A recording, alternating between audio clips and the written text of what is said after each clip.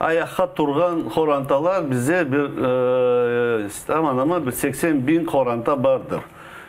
Çalışkan böyle mutlaka hard soyları değil, çalışkan kelleri olan horantalar. Onlar mesela eğer ay özünden mesela onlar duymagaylar bilmem. Sayayık ekşi 100 ruble. 80 mesela 80 binni çarpsan deyleri umnожить.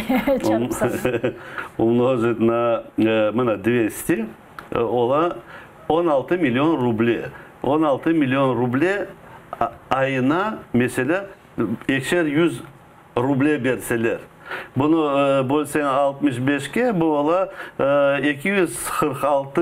250 bin dolar olacak.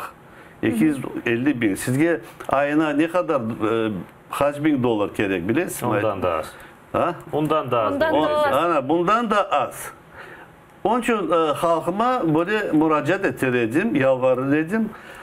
Horantadan her ay ekşer 100 ruble, ekşer 100 ruble yollasanız, belki bir horanda 50 ruble çaresine göre, belki biri de 500 verir.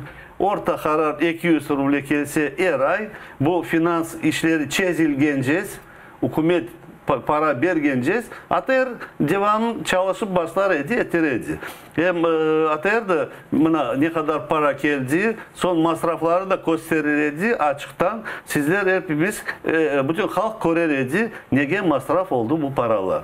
Mümkün çözmeye, evet bu bütün ömürlük değil cemaat. Bu vaktince bir hareket. Hükümet çünkü Koresiz özlerinin bir oyunları, iç oyunları bizge halkımıza da tesir etti.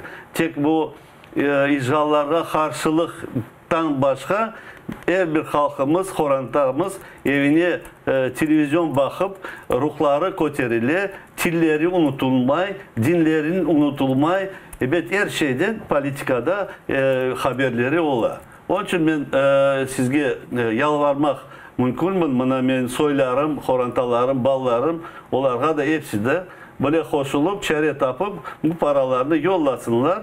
Ama son hükümetin finans tarafı açılgan son Atay'dan aytılır, sizge teşekkürler bildirilir ve Atay o zaman devam işin hükümet parasını devam eder.